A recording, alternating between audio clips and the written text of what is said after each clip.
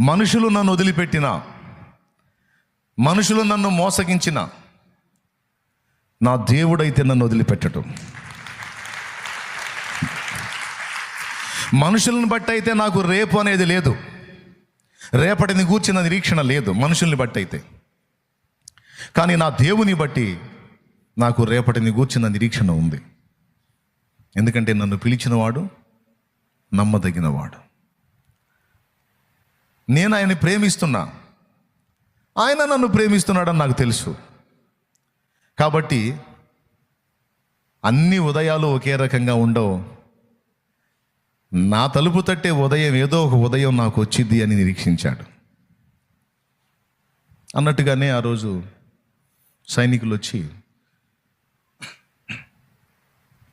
అతన్ని బయటికి తీశారు. జైల్లో అతనికి